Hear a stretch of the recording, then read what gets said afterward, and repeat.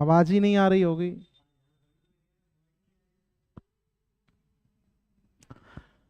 नमस्कार साथियों, मैं दीपक आपका एसके कैंपस यूट्यूब चैनल पर स्वागत करता हूं।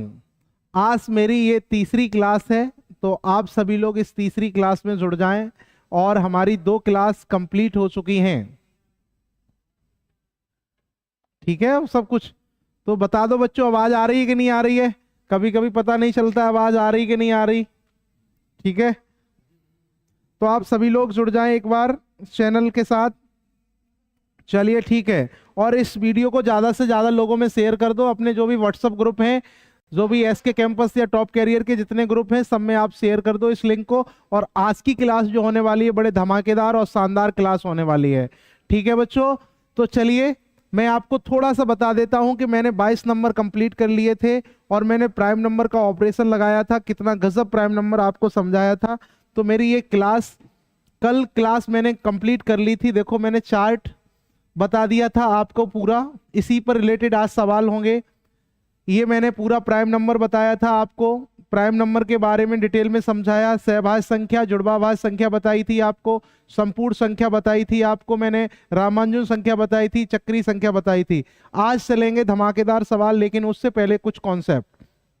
तो चलते हैं हम लोग सीधे कॉन्सेप्ट की तरफ। आज का जो कॉन्सेप्ट होने वाले हैं बहुत शानदार और लाजवाब होंगे। तो आप बढ़िया सी हेडिंग लगा लें अपनी कॉपी पर, क्योंकि मैं उम्मीद करता हूं कि आपने अपनी कॉपी निकाल ली होगी। और उस कॉपी पे हेडिंग लगा लो आप लोग सभी बच्चे, प्रॉपर्टीज ऑफ नंबर।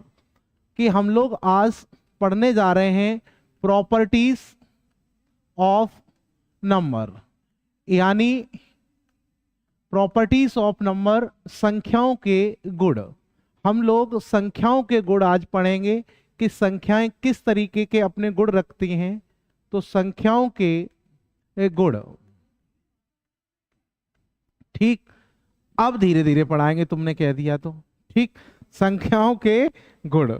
तो पहली प्रॉपर्टीज हमारी ये है, ध्यान से सुने सभी बच्चे, मैं पूरी प्रॉपर्टीज लिखूंगा इस पे।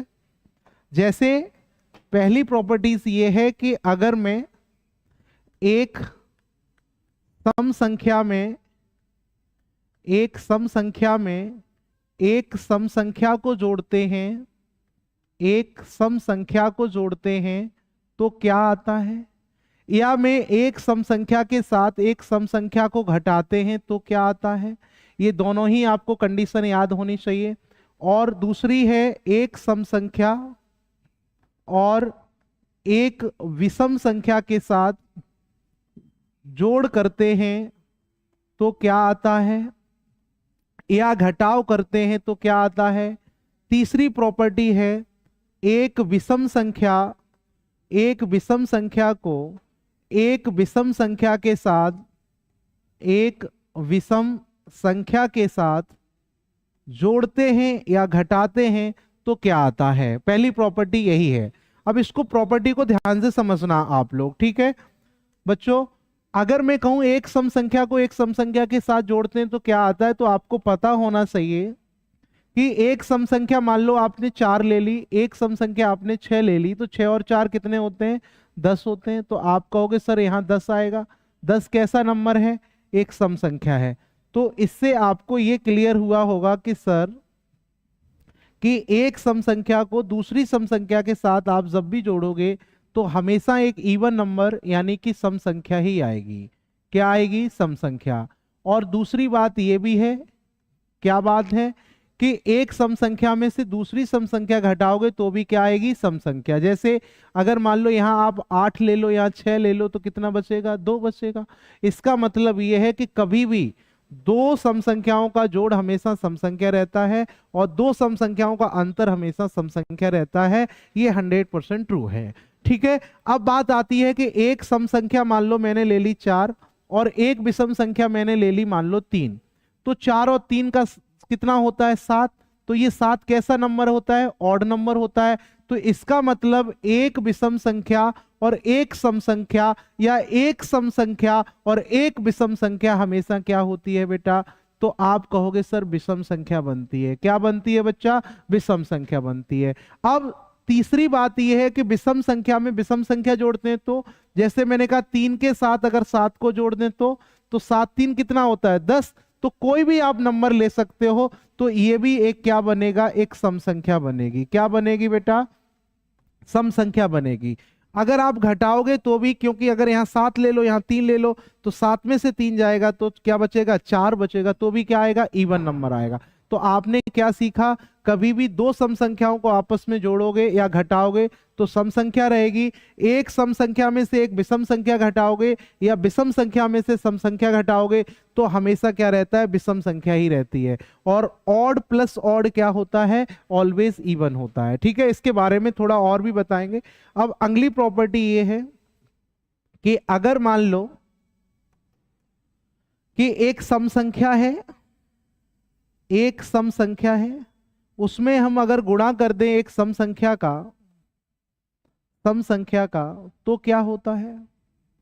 तो आप कहोगे ठीक है, अगर मान लो एक सम संख्या है और उसमें गुणा कर दें हम एक विषम संख्या का तो क्या होता है, और एक विषम संख्या है और उसमें गुणा भी हम कर दें विषम संख्या से तो क्या रिजल्ट आते हैं।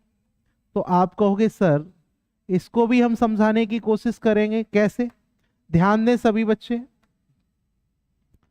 इसका क्या होगा, देखो कोई भी एक इवन नंबर होता है, उसमें अगर इवन नंबर का गुणा होता है, जैसे यहां आप 4 लोगे यहां पर 6 लोगे तो 6 चौक 24 इवन नंबर ही आता है, तो आप ये कहोगे ये सम संख्या ही आएगी। क्या आएगी बच्चा, सम संख्या आएगी। और अगर एक सम संख्या में एक विषम संख्या का गुणा करते हो तो ये आपको पहले ही सिखाया गया है कि दुनिया का कोई भी इवन नंबर है उसमें आप गुणा करोगे तो हमेशा इवन नंबर ही आता है। तो आप सम में विषम का गुणा करें चाहे विषम में सम का गुणा करें, हमेशा क्या आता है, सम संख्या ही आती है। क्लियर हो गई ये बात। अब बात आती है विषम का विषम में गुणा करते हैं तो विषम का विषम का गुणा का मतलब है 3 में गुणा 5 का कर दो। आप 3 में 5 का गुणा करोगे तो 5 3 15, 15 कैसा है, विषम। तो यहां पर इस केस में विषम संख्या आती है। ठीक है, अब सवाल ये नहीं बनते हैं, सवाल ये बेसिक बातें हैं। सवाल ये बनता है, मान लो मैंने आपसे कहा 4 सम संख्याओं का योग क्या होगा, सम संख्या। 6 सम संख्याओं का योग कितना होगा, सम संख्या। 8 सम संख्याओं का योग कितना होगा, सम संख्या। अगर मान लो 50 सम संख्याएं हैं तो उनका योग भी सम संख्या होगी। लेकिन एक बात ध्यान रखना, अगर मैं ये कह दूं 9 सम संख्याओं का योग क्या होगा तो थोड़ा मुश्किल काम है। 9 सम संख्याओं का योग क्या होगा, तो आपको याद रखना जब भी 9 सम संख्याओं का योग होगा तो हमेशा विषम होगा। क्या होगा, विषम। कैसे, जैसे मैंने कहा आपसे कि 13 सम संख्याओं का योग क्या होगा, विषम होगा। 17 सम संख्याओं का योग क्या होगा, विषम होगा। अगर मैं आपसे कहूं 30 सम संख्याओं का योग क्या होगा तो सम होगा। अगर नंबर ऑफ नंबर इवन है तो योगफल भी इवन होगा, और नंबर ऑफ नंबर अगर ऑड है बेटा तो उसका योगफल भी क्या होगा, ऑड नंबर होगा। बताओ बात समझ आई कि नहीं आई, आ गई होगी, ऐसी उम्मीद करता हूं। अब मेरी जो तीसरी प्रॉपर्टी होने वाली है उस प्रॉपर्टी को हम लोग लिखेंगे थर्ड प्रॉपर्टी। थर्ड प्रॉपर्टी ये कहती है हमारी कि अगर मैं किसी एक परमेय संख्या को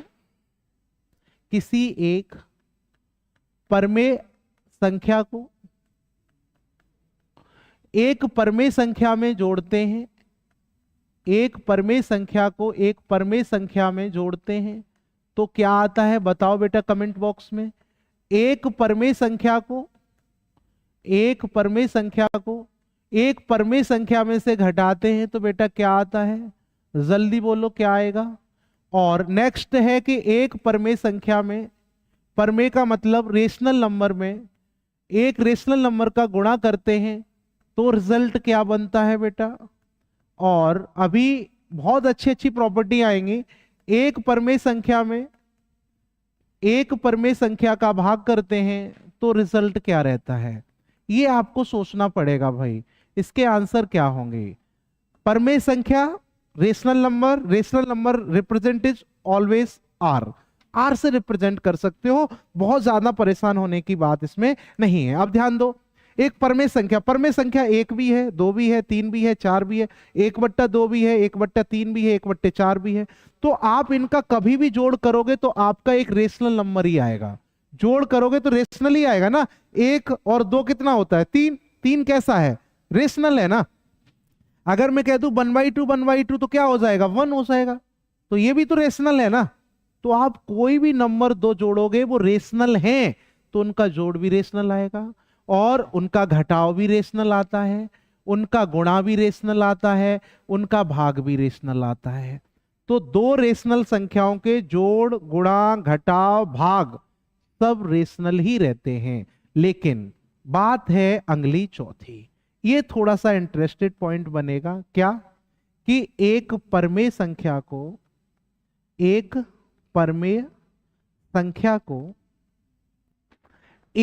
अपरमेय संख्या में जोड़ते हैं तो बताओ बेटा क्या होगा? ये इंटरेस्टेड सवाल है, ये सवाल खतरनाक हो सकते हैं आपके लिए। फिर दूसरा है कि एक परमेय संख्या में एक अपरमेय संख्या घटाते हैं, एक अपरमेय संख्या घटाते हैं तो क्या होगा? और एक परमेय संख्या में एक अपरमेय संख्या का गुणा करते हैं। क्या करते हैं भाई? गुणा करते हैं। गुणा का चिन्ह लगा लो। गुणा करते हैं तो बताना है आपको क्या रिजल्ट आएगा। अपरमेय संख्या का गुणा कर रहे हैं भाई, बताओ जल्दी से क्या आएगा। और एक परमेय संख्या में एक अपरमेय संख्या का भाग करते हैं तो क्या आएगा? बताओ आप लोग कमेंट बॉक्स में जल्दी से। मेरा कहने का मतलब है कोई एक रेशनल नंबर ले लो, कोई एक इरेशनल नंबर ले लो। मैं आपसे गुजारिश करूंगा कि इसमें बताइए रेशनल आएगा कि इरेशनल आएगा। बस इतनी सी बात पूछ रहा हूं, बहुत कॉम्प्लिकेटिव नहीं पूछ रहा हूं, ठीक है। रेशनल, इसको आर रिप्रेजेंट कर सकते हो, इसको आई रिप्रेजेंट कर सकते हो। इरेशनल यानी आई प्लस आर हमेशा क्या होता है? आर माइनस आई क्या होता है? आर इंटू आई क्या होता है? आर भाग आई क्या होता है, ठीक है ना। तो इसका आपको रिजल्ट बताना है। बताओ कोई बच्चा कमेंट बॉक्स में। आवाज वगैरह सब ठीक आ रही है? ठीक है, ठीक है, सभी लोग जुड़ चुके हैं। दिव्या जी जुड़ गई हैं, विकास, महक सिंह चौहान, काजल, राजावत, गुड इवनिंग। सभी लोगों को मेरा नमस्कार। और सभी लोग इस वीडियो को अपने अपने ग्रुप में सेंड कर दो जिससे कि बचे हुए सारे बच्चे हमसे जुड़ जाएं और क्लास पढ़ें आराम से। चलिए, हैं? कौन पूछ रहा है? क्या पूछ रहे हैं? ऑफलाइन बैच चल रहा है इटावा में दिव्या जी, तो आप इटावा में जरूर आए, ठीक है। तो देखो परमेय संख्या प्लस अपरमेय संख्या क्या होती है, अब ध्यान से सुनना मेरी बात को, ठीक है बेटा। देखो परमेय संख्या क्या है, अगर मैं आपसे कह दूं दो क्या है बताओ। दो एक परमेय संख्या है, लेकिन अपरमेय संख्या क्या होती है, कोई बताएगा बेटा? √2। अपरमेय संख्या इरेशनल नंबर क्या होता है बेटा? √2 होता है। अगर मान लो 2 में √2 जोड़ोगे तो क्या आएगा? तो देखो बेटा 2 प्लस √2 का मान जोड़ना पड़ेगा ना बच्चा। तो √2 का मान क्या होता है? 1 पॉइंट समथिंग, 1 2 3 पता नहीं मुझे भी ना आपको। इसका मान ऐसा होता है √2 का, ना कभी नॉन डिविजिबल होता है ना रिपीटेड होता है। √2 का मान न रुकने वाला होता है। तो इसका जब इसको जोड़ोगे तो 3 पॉइंट हमें पता नहीं ना आपको पता कितना आएगा। तो इसका मतलब ये हुआ कि कभी भी एक परमेय संख्या में एक अपरमेय संख्या जोड़ते हो तो रिजल्ट हमेशा क्या बनेगा बेटा? एक अपरमेय संख्या बनेगा। क्या बनेगा? अपरमेय संख्या बनेगा। बताओ डाउट क्लियर हुई कि नहीं हुई?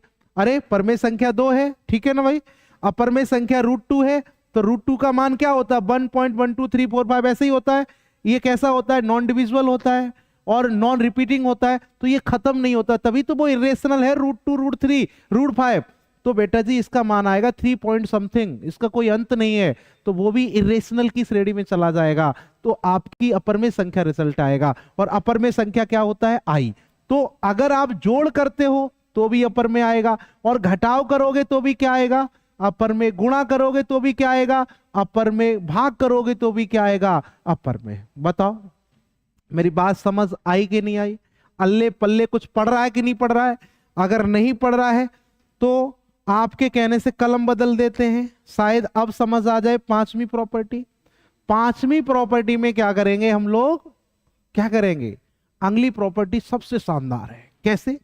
अगर मैं आपसे ये कहने लग जाऊं बेटा क्या, कि एक इरेशनल नंबर को एक इरेशनल नंबर के साथ अगर जोड़ा जाए तो क्या बनेगा? ठीक है नवनीत, ध्यान से सुनो।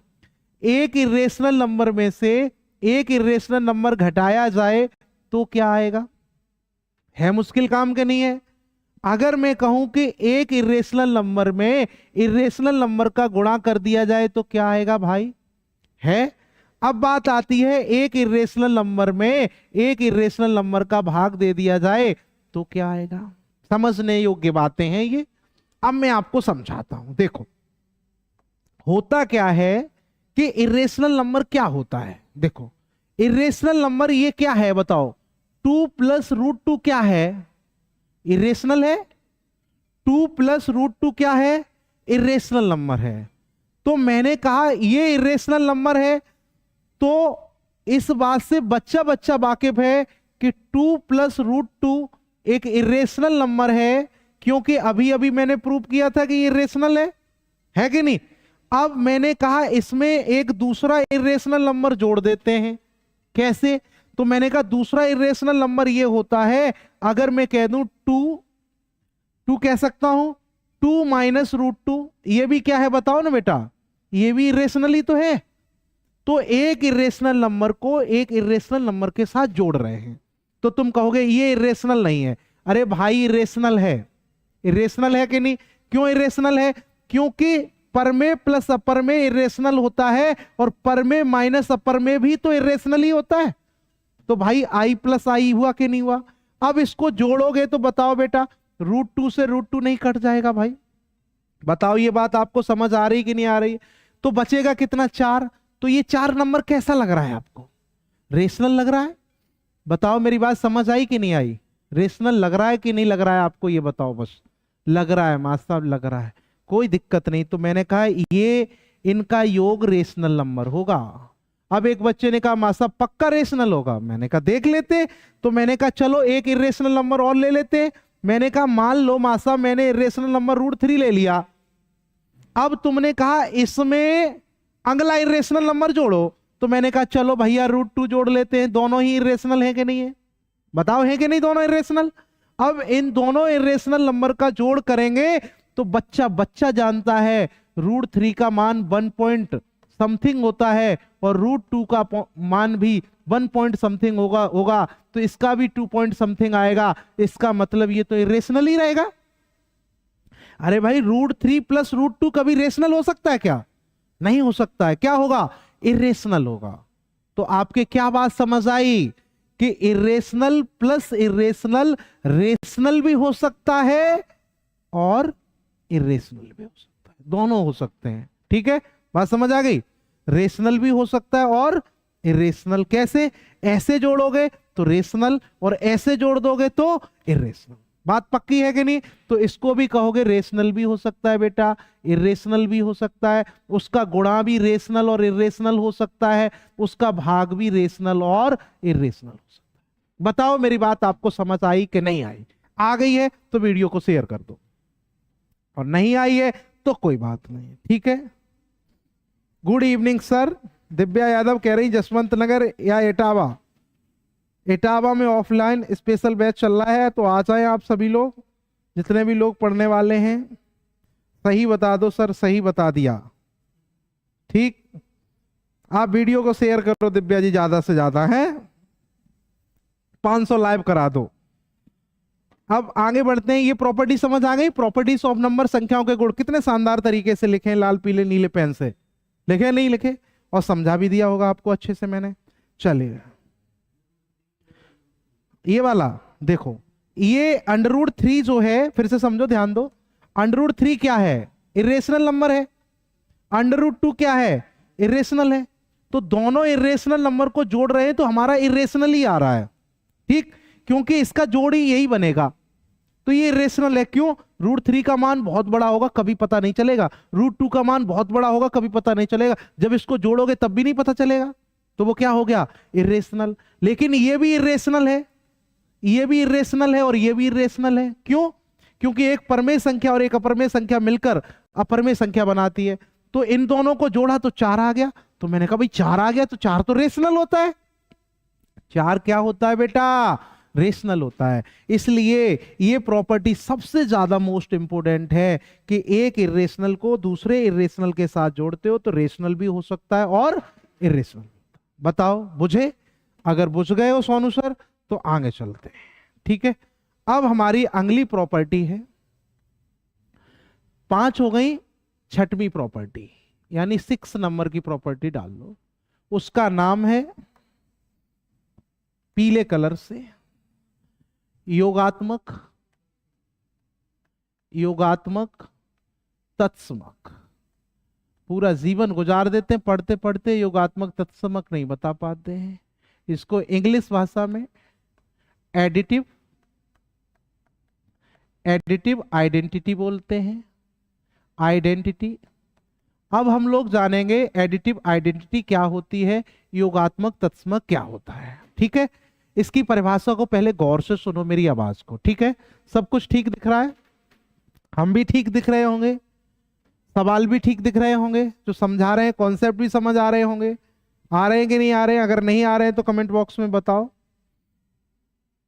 ठीक है। चलिए अब हम आगे बढ़ते हैं योगात्मक तत्समक की ओर। तो योगात्मक तत्समक की परिभाषा क्या है, पहले इसकी डेफिनेशन को समझते हैं। योगात्मक तत्समक ये कहता है कोई संख्या ए, इसमें क्या जोड़ें कि ए ही आ जाए। कोई संख्या ए, उसमें क्या जोड़ें कि ए ही आ जाए।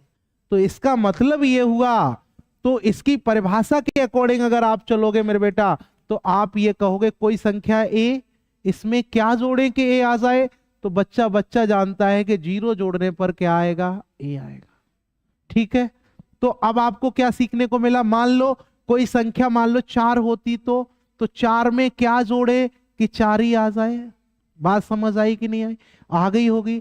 अब इसका मतलब ये हुआ, अब है आपके काम की बात। सवाल ये होता है क्या, ए का योगात्मक तत्समक क्या है? बोलो। ए का योगात्मक तत्समक 0 होगा। बताओ ए का योगात्मक तत्समक क्या होगा? आज के बाद 0 होगा। कभी भूलोगे? नहीं भूलोगे, क्योंकि कोई भी संख्या में क्या जोड़े वही संख्या आ जाए, तो जाहिर सी बात है 0 जोड़ना पड़ेगा। इसी को बोलते हैं हम लोग एडिटिव आइडेंटिटी। बात क्लियर है? तो अब मैंने कहा 4 का बताओ, 4 का योगात्मक तत्समक क्या होगा? 0 ही होगा। अब क्या सीखे तुम? दुनिया की किसी भी संख्या का योगात्मक तत्समक क्या होगा? 0 होगा। 29 का योगात्मक तत्समक 0। दुनिया का कोई नंबर हो उसका योगात्मक तत्समक क्या होता है? 0। बताओ बात समझ आई कि नहीं आई? नवनीत जी समझ गए बात? बढ़िया बात है कि नहीं? बताओ तुम ही। जो कोई पढ़ाता है? नहीं पढ़ाता, हम ही पढ़ा सकते हैं। अब बात है योगात्मक प्रतिलोम। क्या है बेटा? योगात्मक प्रतिलोम। अब योगात्मक प्रतिलोम का मतलब क्या होता है? Additive inverse. क्या होता है? Additive inverse. इसकी परिभाषा सुनो। अब कलम चेंज करेंगे व्हाइट, अब बताएंगे। योगात्मक जो प्रतिलोम होता है बेटा, उसका मतलब ये होता है कि कोई संख्या है ए, उसमें क्या जोड़ें कि 0 हो जाए। ए में क्या जोड़ें कि 0 हो जाए। तो एक बच्चे ने कहा मां साहब बस इतनी सी बात। मैंने कहा हाँ, तो बताओ ना डेफिनेशन में क्या लिखा जाएगा। कोई संख्या ए है, इसमें क्या जोड़ें, यानी कि क्या जोड़ें कि आप कहोगे सर -a जोड़ो। अरे भैया तभी तो 0 होगा ना। a में क्या जोड़े कि 0 हो जाए, तो -a जोड़ो, तो -a जोड़ने पर क्या हो जाएगा मेरे बच्चा, 0। ये परिभाषा के अकॉर्डिंग होते हैं नाम इनके। तो अगर मैं आपसे ये कह दूं कि मान लो यहां पर मैं 7 ले लूं, तो 7 में क्या जोड़े कि 0 हो जाए, -7 जोड़ना पड़ेगा भाई, 0 हो जाएगा। अब सवाल ये आएगा कि a का क्या आएगा बेटा, a का योगात्मक प्रतिलोम क्या होगा, बोलो। a का योगात्मक प्रतिलोम, बात समझ गए कि नहीं भाई। a का योगात्मक प्रतिलोम क्या होगा, तो बच्चा बच्चा जानता है इसका होगा -a। और मैं कह दूं आपसे 7 का योगात्मक प्रतिलोम क्या होगा, तो आप कहोगे -7। तो अब क्या सीखे, दुनिया की किसी भी संख्या का योगात्मक प्रतिलोम, उसमें माइनस लगा दो, वही होता है। 29 का योगात्मक प्रतिलोम -29, p का योगात्मक प्रतिलोम -p, q का योगात्मक प्रतिलोम -q। बताओ बात क्लियर हो गई कि नहीं। अगर मैं पूछ लूं राम का, तो राम का -राम हो जाएगा। लेकिन पेपर में ऐसा नहीं आएगा बाबूजी, हम लोग 8वीं प्रॉपर्टी की ओर अग्रसर होते हैं। ठीक है, बात क्लियर हो गई। ये सब परिभाषाएं होती है, मैंने परिभाषाएं नहीं लिखाई आपको। अब आता है गुणात्मक तत्समक। क्या आता है बेटा, गुणात्मक तत्समक। अब गुणात्मक तत्समक का मतलब होता है क्या, मल्टीपल आइडेंटिटी। अब मल्टीपल आइडेंटिटी में क्या होता है, ध्यान से सुनना मेरी बात को, मैं आपको समझाऊंगा। गुणात्मक तत्समक में क्या होता है, इसकी डेफिनेशन एक्चुअल में क्या बनेगी बताओ। इसकी डेफिनेशन ये बनेगी बेटा, मैं आपसे ये कह दूं कि कोई संख्या है a, उसमें किसका गुणा करें। कोई संख्या है a, उसमें किसका गुणा करें कि a ही आ जाए। तो बताओ भाई साहब, a में किसका गुणा करें कि a ही आ जाए। तो कोरिया का बच्चा भी बता देता है, 1 का गुणा कर दो। किसका गुणा कर दो, 1 का। नहीं समझ पाए, समझ गए हो ना भाई। अगर मैं कहूं आपसे a में किसका गुणा करें कि a आ जाए, तो 1 के अलावा कुछ भी नहीं है। अब ये मत कहना 2 का कर दो, 3 का कर दो, नहीं, 1 का ही। क्योंकि a का गुणात्मक तत्समक 1 होता है, किसी भी संख्या का गुणात्मक तत्समक 1 होता है। बताओ मेरी बात समझ आई कि नहीं आई। जैसे मैं कह दूं 7 में किसका गुणा करें कि 7 ही आ जाए, तो भैया सीधी सी बात है 1 का ही गुणा करना पड़ेगा। 29 में किसका गुणा करें कि 29 आ जाए, 1 का करना पड़ेगा। तो आपने क्या सीखा सोनू सर, बताओ आप ये सीखे कि नहीं सीखे। क्या, a का गुणात्मक तत्समक क्या होता है, बोलो, 1 होगा। a का गुणात्मक तत्समक क्या होगा बेटा, 1 होगा। तो किसी भी संख्या का गुणात्मक तत्समक क्या होगा, 1। एक ही जगह मान लो मैंने 7 ले लिया, तो 7 का गुणात्मक तत्समक क्या होगा, 1 होगा। बताओ मेरी बात आपके पल्ले पड़ रही है कि नहीं पड़ रही है, बाउंस तो नहीं हो रही है, होनी नहीं चाहिए बाउंस, बिल्कुल बेसिक से और शानदार तरीके से पढ़ा रहा हूं। ऐसा पढ़ा पाना बहुत मुश्किल काम है, क्योंकि बेसिक समझा पाना थोड़ा मुश्किल काम होता है, सवाल करा देना आसान है। देखो भाई, अब हम चलते हैं 9वीं प्रॉपर्टी पर। 9वीं प्रॉपर्टी का नाम है हरे कलर से क्या, गुणात्मक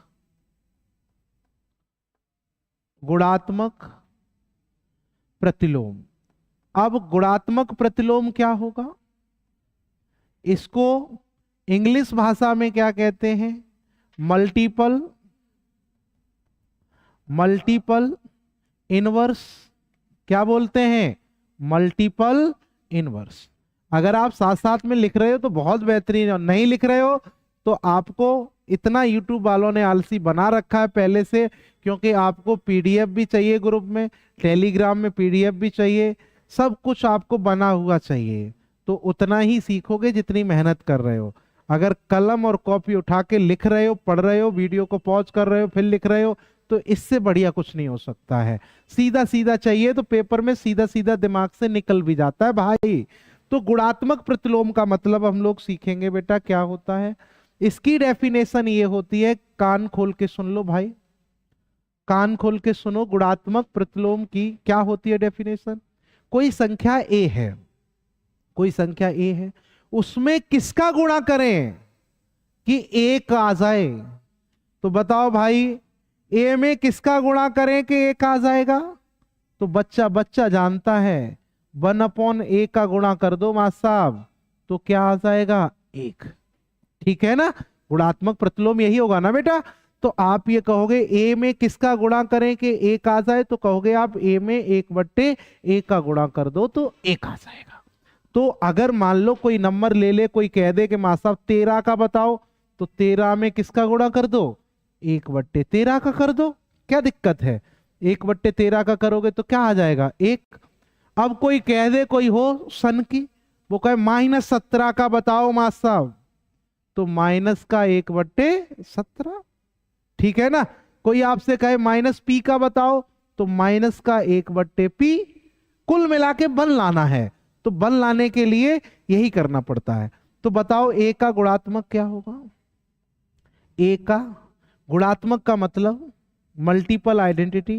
गुणात्मक, ए का गुणात्मक प्रतिलोम कितना होगा बताओ? तो आप कहोगे 1/a होगा। क्या होगा बेटा? 1/a होगा। ए का गुणात्मक प्रतिलोम 1/a होगा। इसको माइनस मत समझ लेना। ठीक है, अब आगे बढ़ते हैं। बताओ 13 का क्या होगा? 13 का गुणात्मक प्रतिलोम 1/13 होगा। इससे आसान शब्दों में क्या समझाएं भाई? हर चीज तो लिख लिख के समझा रहा हूं, वक्त जरूर लगेगा लेकिन वक्त बदलने में देर नहीं लगेगी। ठीक है, नौकरी आपके पास होगी, आपको दरोगा बना के ही मानेंगे। अब हो गया कि नहीं हो गया भाई? स्क्रीनशॉट ले लो, आगे बढ़ते हैं। अब मैंने आपकी आज की सारी प्रॉपर्टी कंप्लीट कर ली। हमने ये प्रॉपर्टीज कंप्लीट कर ली, जो देरी से आए वो देख लें। इसके बाद हमने ये वाली प्रॉपर्टीज कंप्लीट कर ली। इस प्रकार से हमारी सारी प्रॉपर्टीज कंप्लीट हो गई और कल की क्लास हमने ऑलरेडी कर ही रखी है। तो आज हम ले चलते हैं आपको सीधे चुनिंदा, बेहतरीन और खूबसूरत सवालों की तरफ। अब बारी आपकी। 2 क्लासें हमारी क्लासिफिकेशन ऑफ नंबर की हो चुकी हैं, उसमें मैंने खूब जम जम के सिखाया है। तो आपको क्या करना है? जम जम के कमेंट बॉक्स में आंसर देना है। और जो लोग वीडियो बाद में देख रहे हैं उनको क्या करना है? पहले आंसर खुद निकालना है, फिर वीडियो का आंसर देखना है। ठीक है ना। तो चलिए हम लोग पहले सवाल की ओर बढ़ते हैं। पहला सवाल है, काफी शानदार सवाल है, इसको आप बनाने की कोशिश करो। देखें कितने बच्चे बना लेते हैं सवाल को। बनाओ भाई सवाल को, बहुत अच्छा सवाल है। देखें कौन कौन बनाता है। ये सवाल है आपका। ठीक है, इस सवाल को आप लोग सॉल्व करने की कोशिश करें। ठीक है भाई, पहला सवाल। तब तक मैं कमेंट बॉक्स में आ रहा हूं, आपको कुछ कहना हो तो आप जरूर इंगित करें मुझे। ठीक है, चलो ठीक है। ये ऐसे ऐसे सवाल हैं कि अगर आप लोग करें, इनको करो, बैठ के सवाल करो ना, इनको सॉल्व करो। अगर आपको रैंक बन लानी है तो अभी से मेहनत करनी पड़ेगी इसमें। ऐसे कैसे रैंक बन आ जाएगी बताओ? कितना खूबसूरत सवाल है। 47 से 97 तक कितनी आवाज संख्या होंगी? ये बात सिर्फ चाइना का और कोरिया का बच्चा जानता है, तुम भारत के नहीं जान सकते हो, क्योंकि तुम्हारी आंखें इतनी बड़ी है ना, सवालों को देखने का नजरिया ही गलत है। तो चलो पहला सवाल। पहला सवाल मुझसे ये कह रहा है कि 47 से 97 तक कितनी अभाज्य संख्याएं हैं और कौन कौन सी हैं, ये भी पूछ रहा है। तो मैंने कहा देखो ध्यान दो, 47 क्या है और 97 क्या है। तो आप ये कहोगे 47 से 97 तक, मतलब 47 को नहीं लेना है भाई, 97 को लेना है, क्योंकि इसके साथ तक लगा है। जब 47 को नहीं लोगे तो 47 के बाद अगला प्राइम नंबर कौन सा होता है, कोई बताएगा? 47 के बाद क्या 48 प्राइम है? नहीं। 49, 50, 51 है। 17 × 51 कैसे प्राइम हो सकता है भाई? 17 से कट गया तो वो प्राइम नहीं होगा। 52 है, नहीं है। 53 है, देखो भाई 53 हो सकता है प्राइम। तो मैंने कहा भाई देखो पहला प्राइम जो है वो कितना है, 53। तो इसका मतलब 50 से 100 के बीच के प्राइम पूछ रहा है। और 50 से 100 के बीच में कितने प्राइम होते हैं, कल मैंने डिस्कस किया था 10 प्राइम होते हैं। कितने होते हैं अश्वनी जी, 10 प्राइम होते हैं। 50 से 100 के बीच में जो प्राइम नंबर होते हैं वो कितने होते हैं, 10। अब मैंने कह दिया कौन कौन से होते हैं, तो मंत्र पढ़ो, मासा 54, 55, 56। अरे भाई 6 का पाड़ा आता है तुझे, अगर 6 का पाड़ा आता है बेटा तो प्राइम नंबर लिखने में कोई दिक्कत नहीं होगी। कैसे, आइए सीखते हैं। 48 बताओ, 6 के पाड़े में 48 आता है तो 48 47 प्राइम है, 49 प्राइम नहीं था। 48 में 6 जोड़ो जल्दी से, 54। तो 54 नहीं, 54 से एक कम वाला प्राइम होगा या एक ज्यादा वाला प्राइम होगा या दोनों ही प्राइम होंगे भाई। तो मैंने कहा देखो 53 प्राइम हो गया। अब बेटा 54 में 6 जोड़ो, कितने होते हैं, 60। तो 59 प्राइम होगा और बेटा 61 प्राइम होगा। अब फिर 60 में 6 जोड़ो, कितना होता है, 66।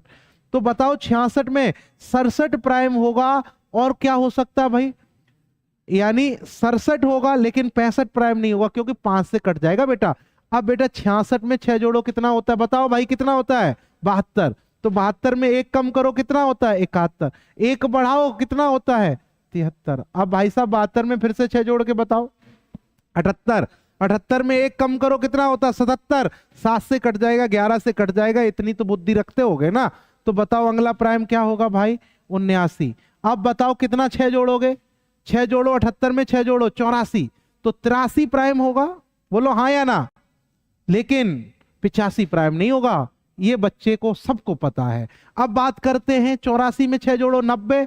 तो 89 प्राइम होगा लेकिन 91 प्राइम नहीं होगा। क्यों, 91 कट जाता है भैया, कट जाता है, किससे, 13 से। इतनी बुद्धि के तेज हो। अब कौन आएगा, 90 में 6 जोड़ो, 96।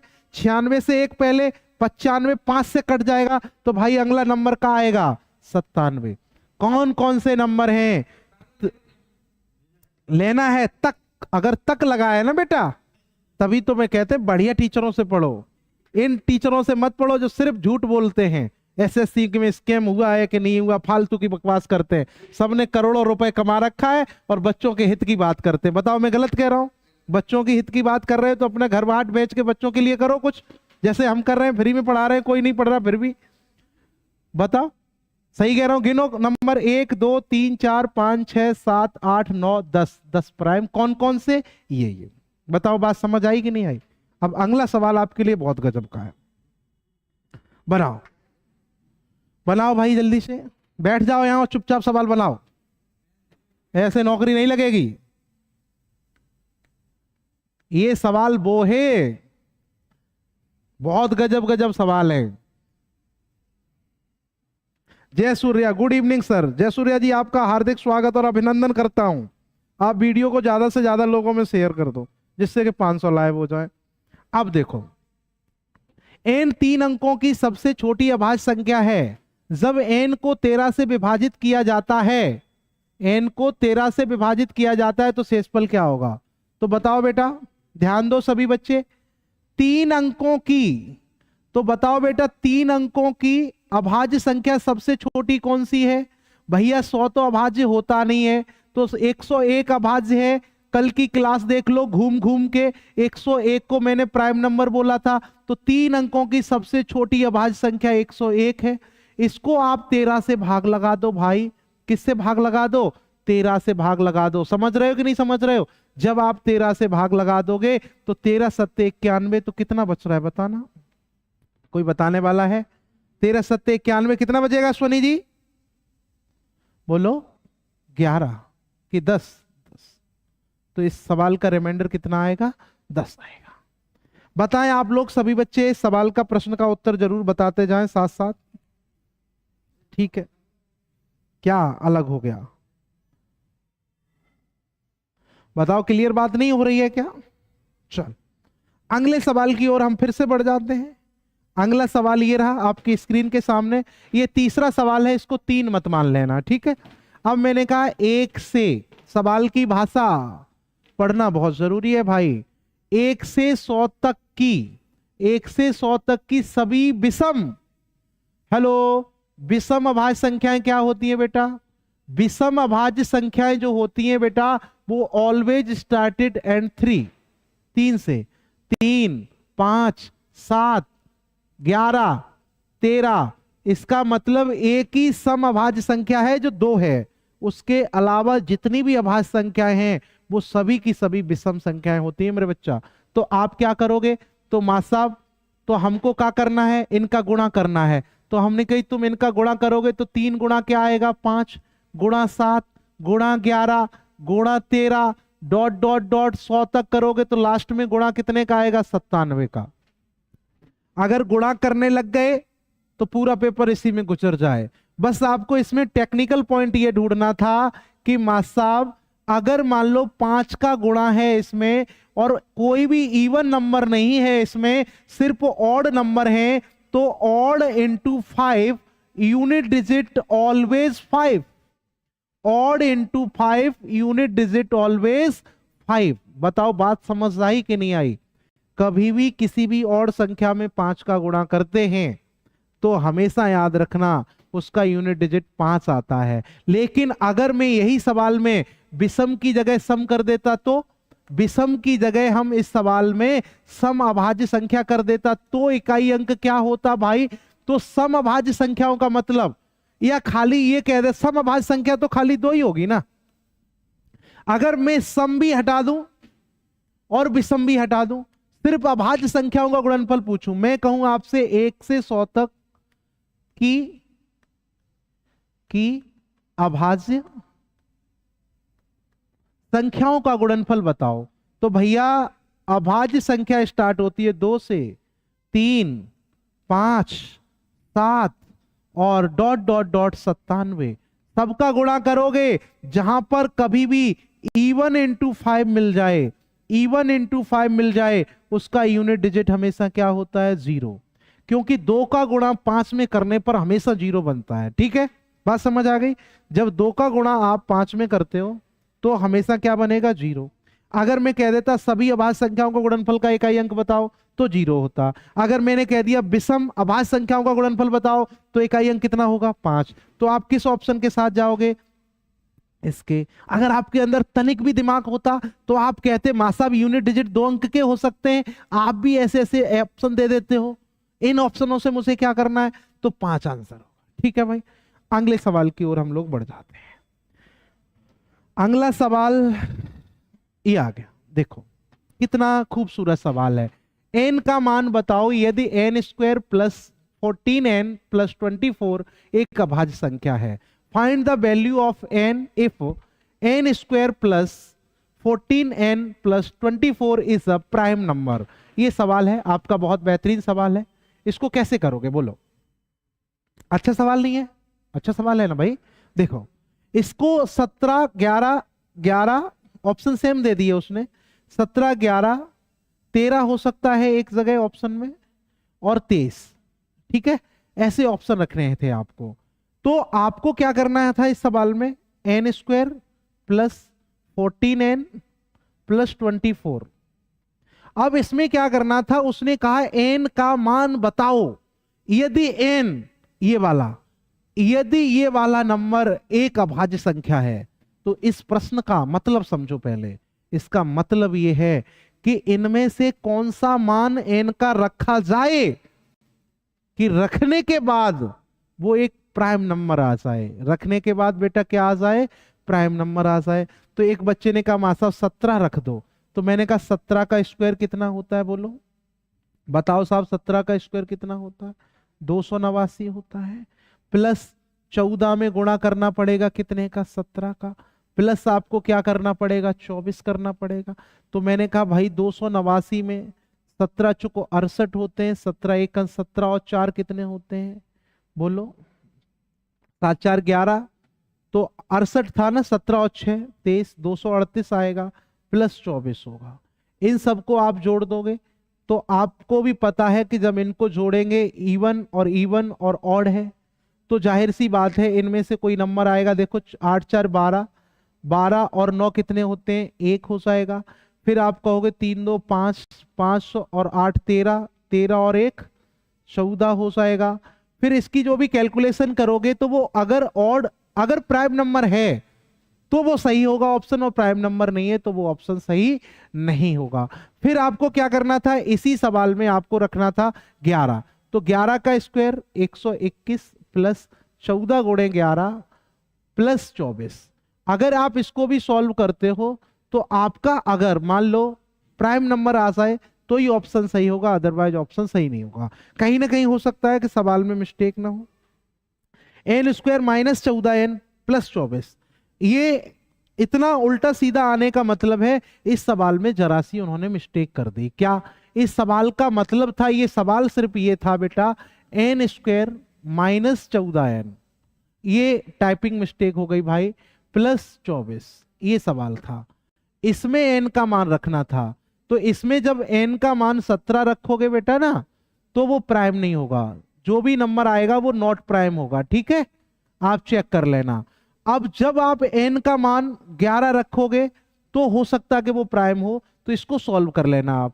n का स्क्वायर 11 का स्क्वायर 121 माइनस 14 गुणे 11 प्लस 24 हो जाएगा। तो एक बच्चे ने कहा 121 और 14 जोड़ दोगे तो 5 आ जाएगा, 2 2 4 हो जाएगा, 145 हो जाएगा।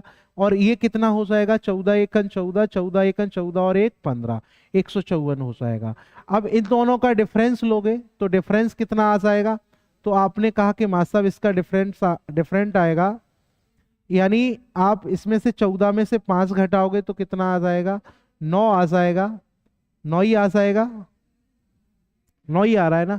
तो ये प्राइम नहीं है, तो भाई इस वैल्यू पर भी मान नहीं आ रहा है तो किस पे आएगा भाई, देख लो, इस पे भी नहीं आ रहा है। तो अब आपको कितना रखना पड़ेगा, n का मान 13, कोई बात नहीं, n का मान 13 रख लेना। n के मान 13 पर ये वैल्यू प्राइम आ जाएगी। ठीक है, ये वैल्यू प्राइम आ जाएगी। इस सवाल में सुधार कर लो भाई, इसमें ये माइनस है प्लस नहीं है, ये वाला सवाल है। देखो देख लो, n square plus 14n plus 24, इसमें इन मानों को रखना पड़ेगा जिस मान पर नंबर, ये देखो नंबर क्या है, प्राइम है, नहीं है, तो इसके लिए ये वाला भी ऑप्शन सही नहीं है, ना ये वाला सही है। जब आप 13 रखोगे तो आपका आएगा प्राइम। ठीक है ना, नहीं समझ पाए, मैं फिर से समझा देता हूं। इसमें क्या हुआ, थोड़ा सा ये कचड़ा पल गया। कैसे, क्योंकि सवाल साहब ने गलत लिख दिया।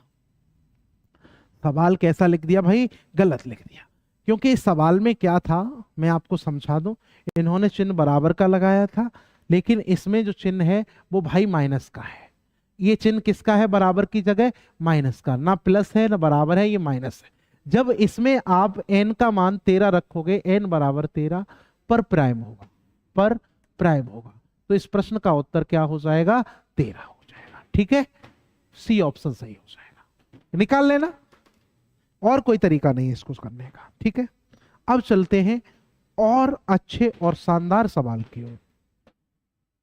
अगला सवाल ये वाला बताओ। चलो, ये सवाल मैं देखूंगा कौन कौन बच्चा बताता है आपको। ये वाला सवाल मुझे देखना है कौन कौन बच्चा बताता है। दिव्या यादव जी ने बता दिया कि सी है। मेरे ने तो आज तक मैथ समझ नहीं आई थी, आज समझ आ गई आपके, बहुत अच्छा किया आपने। लेकिन मैसेजों की संख्या दिव्या जी आपकी बहुत ज्यादा हो रही है, आप पढ़ नहीं रही हो, इसका मतलब क्यों दिव्या जी, ये दिव्या बड़ा खतरनाक लड़की है। अभाज्य संख्या के अंकों का योग 100 है। उसने क्या कहा, कितना अच्छे सवाल दे देते हैं एग्जामिनर। देखो भाई, ये सवाल वाकई में बहुत खूबसूरत है। 3 अभाज्य संख्या के अंकों का योग 100 है। कोई भी 3 अभाज्य संख्या है, उसके अंकों का योग क्या है, 100 है। यदि इनमें से एक संख्या किसी दूसरी संख्या से 36 अधिक है, अरे वाह 36 अधिक भी है, तब इन संख्याओं में से एक संख्या है। The sum of the digit of 3 prime numbers is 100 if one of these is 36 more than the other number then one of these numbers is. इतना अच्छा सवाल पूछ लिया भाई उसने। अब इस सवाल को मैं करना चाहें तो बड़े प्यार से आराम से समझाएं तो मैं आपको कैसे बताऊंगा कि इन संख्याओं में से एक संख्या है, तो या तो 17 होगी, 43 होगी, 29 होगी, या कोई नहीं होगा। तो ऐसा नहीं हो सकता कि कोई ना हो, कोई ना कोई तो होगा भाई। तो मैं ये समझाना चाहता हूं, कोई भी प्राइम नंबर है, जैसे मैंने कहा P1 plus P2 plus P3, लेकिन इन प्राइम नंबरों का सम कितना है 100। अब बेटा आप एक बात समझ का ही नहीं पा रहे हो, अगर दो ऑड नंबर को जोड़ा जाता है, दो ऑड नंबर का सम हमेशा क्या आता है, इवन नंबर आता है। लेकिन अगर ये भी ऑड होगा तो तीन ऑड नंबर का सम, भैया तीन ऑड नंबर का सम हमेशा ऑड ही होता है। तीन लगातार ऑड ले लो, 3 5 7, 7 5 12 और 3 कितने होते हैं 15, तो क्या हो गया, ऑड हो गया। इसका मतलब यह है कि अगर ये तीनों के तीनों प्राइम नंबर ऑड होंगे तो जीवन में 100 नहीं आएगा, तो जीवन में भाई 100 नहीं आएगा, जीवन में 100 नहीं आएगा। इसका मतलब क्या है कि मां साहब इस बात की गारंटी है, क्या गारंटी है मां साहब, कि ये जो 100 आया है वो इवन है, 100 आया है वो इवन है। तो ये इवन तभी आ सकता है जब ये दोनों के दोनों नंबर ऑड होंगे और एक नंबर कोई इवन होगा। तो अभाज्य संख्याओं में इकलौता 2 एक ऐसा नंबर है जो इवन है, तो इसका मतलब है इसमें 2 जरूर होगा। बताओ हाँ या ना, 2 होगा कि नहीं होगा। अगर मान लो ये इवन है, ये दोनों के दोनों ऑड हैं, क्योंकि एक ही इवन नंबर है प्राइम में, बाकी के सब ऑड हैं, ठीक है ना। तो यहां पर जो इवन नंबर होगा वो कितना होगा, पी का मान कितना होगा 2। क्यों, इवन प्लस ऑड ही 100 हो सकता है, इवन हो सकता है, अदरवाइज इवन नहीं होगा। क्यों, आपको नहीं पता है कि 3 और 5 को जोड़ते हो तो क्या आता है, 8 आता है। अगर दोनों ये ऑड और ऑड होते तो इवन आता, लेकिन ये भी ऑड है। अगर मान लो 3 + 5 + 7 कर दे तो कितना आता है 15। अगर तीनों ऑड होंगे तो ऑड ही तो आएगा, लेकिन यहां क्या आ रहा है, इवन। तो इसका मतलब कोई एक नंबर कैसा होगा, इवन होगा। अब देखो 7 5 12 और 2 14, इसका मतलब एक नंबर पक्का इवन रहा होगा। जब एक नंबर इवन रहा होगा तो इसका मतलब है, अब उसने एक बात और कह दी कि मां साहब ये P2 + P3, तो मैंने कहा ठीक है, बराबर कितना हो गया 100। तो 2 को उधर ले जाओ तो P2 + P3 क्या हो जाएंगे, तो बच्चे ने कहा मां साहब 98 हो जाएंगे। मैंने कहा बेटा अब उसने एक बात और कह दी बहुत अच्छी, एक इनमें से एक किसी दूसरे से 36 अधिक है। इसका मतलब क्या है, मान लो कि ये संख्या x है, x से परहेज है क्या, x मान लो, तो ये वाली एक संख्या जो दूसरी होगी वो x + 36 होगी कि नहीं होगी, बताओ सोनू जी, ऐसा होगा कि नहीं होगा। मैंने कहा एक संख्या अगर x है तो दूसरी संख्या पक्का कितनी रही होगी, x + 36 रही होगी। बताओ, एक कम हो गई एक ज्यादा हो गई। तो मैंने कहा बताओ भाई 2x का मान कितना होगा, तो आपने कहा 98 में से 36 कम कर दो, तो आपने कहा ये 2 आ जाएगा, ये 6 आ जाएगा। कितना आ जाएगा बेटा, 62 आ जाएगा। तो मैंने कहा x क्या है, तो एक बच्चे ने कहा मां साहब x तो 31 है, क्योंकि 2 से 62 31 बार कटता है। बताओ 2 से 62 कितनी बार कटता है, 31 बार कटता है। तो आपने कहा कि मां साहब एक संख्या हो गई 2 और दूसरी संख्या हो गई क्या 31, और तीसरी संख्या क्या होगी 31 + 36 कितना होता है, बोलो 31 36 67। हाँ 31 36 67 ही होता है ना। अब आप देखोगे तो ये कितना हो जाएगा 69 71 100, इनका योगफल कितना हो गया बोलो 100।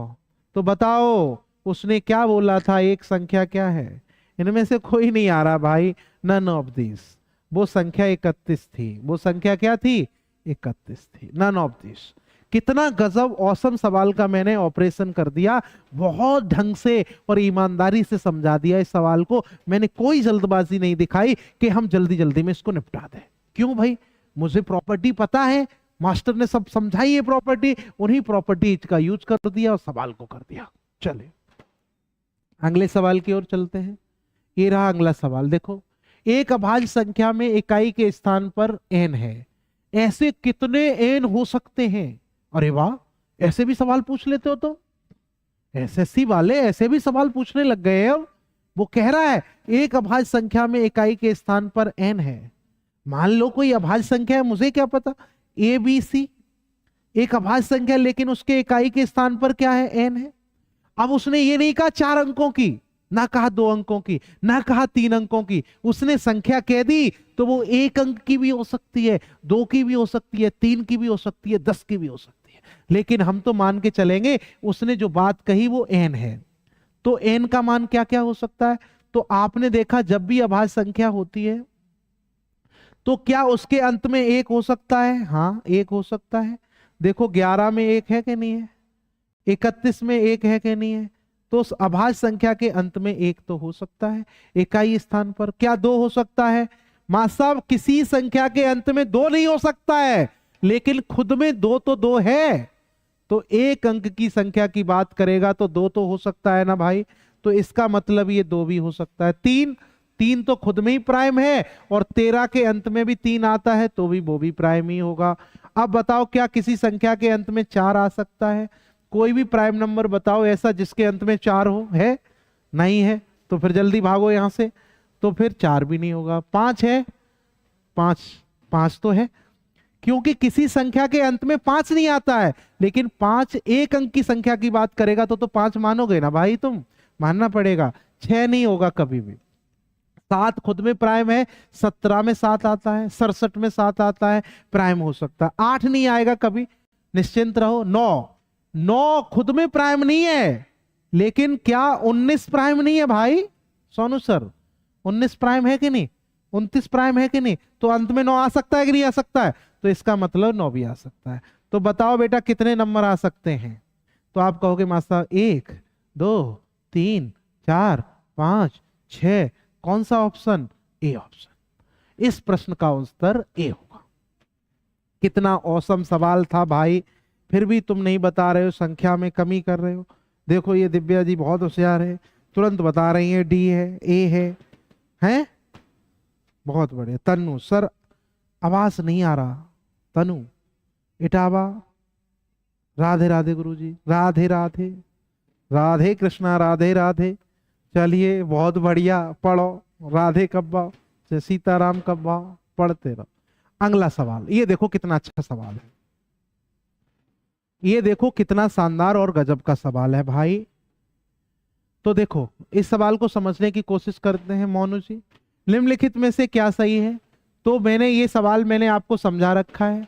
प्रत्येक प्राकृतिक संख्या एक वास्तविक संख्या है, तो आपको क्या करना पड़ेगा, इस चार्ट में समझना पड़ेगा।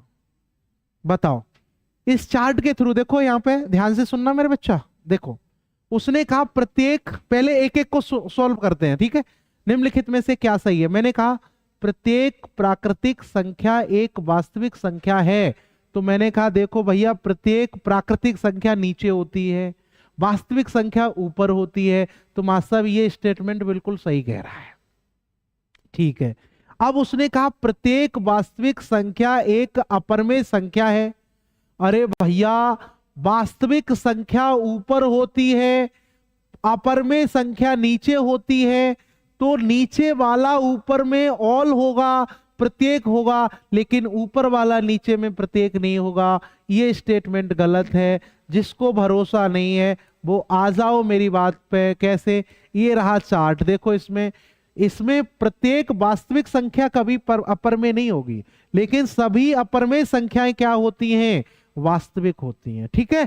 लेकिन सभी वास्तविक अपर में नहीं होंगी। बताओ मेरी बात समझ आ गई कि नहीं आ गई सर? आ गई ना? सवाल खो गया भाई, तो इसका मतलब ये गलत है। प्रत्येक पूर्णांक वास्तविक संख्या होती है, तो उस चार्ट में पूर्णांक नीचे है और वास्तविक ऊपर है, तो हो सकता है, बिल्कुल सही है। प्रत्येक परमेय संख्या एक वास्तविक संख्या है, यह भी सही है। क्यों?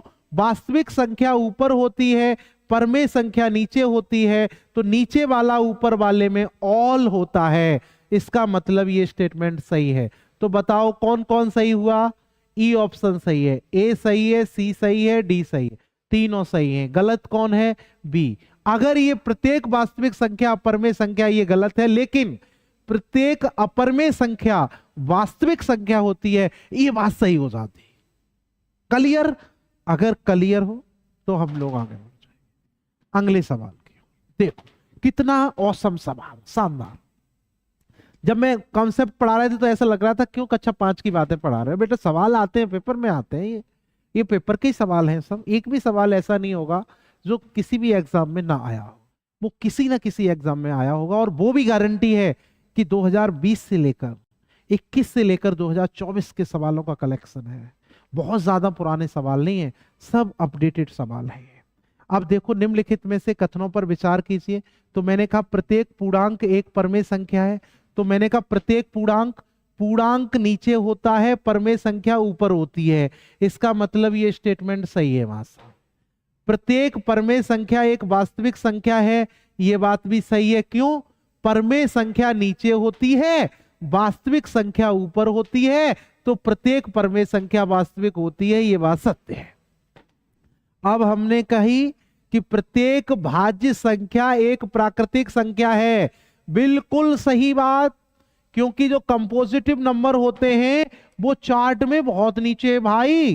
कंपोजिटिव नंबर चार्ट में कहां है भाई? बहुत नीचे हैं। देखो दिखा भी देता हूं भाई तुमको, अगर मिल जाए तो चार्ट। देखो भाज्य संख्या कहां है? नीचे। प्राकृतिक संख्या कहां है? ऊपर। तो नीचे वाला ऊपर में क्या होता है? ऑल होता है। इसका मतलब बेटा वो वाली भी स्टेटमेंट आपकी कैसी हो जाएगी? सही हो जाएगी। अगर ये स्टेटमेंट आपकी सही हो गई है तो हम लोग आगे बढ़ जाते हैं। तो मैंने कहा ये सही है। प्रत्येक पूर्ण संख्या एक प्राकृतिक संख्या होती है, नहीं, ये गलत है भाई, गलत तो गलत है। प्रत्येक पूर्ण संख्या एक प्राकृतिक संख्या है, ये गलत है। लेकिन प्रत्येक प्राकृतिक संख्या एक पूर्ण संख्या होती है, ये बात सत्य है। मैंने चार्ट में पहले पूर्ण संख्या लिखी है, फिर प्राकृतिक लिखी है।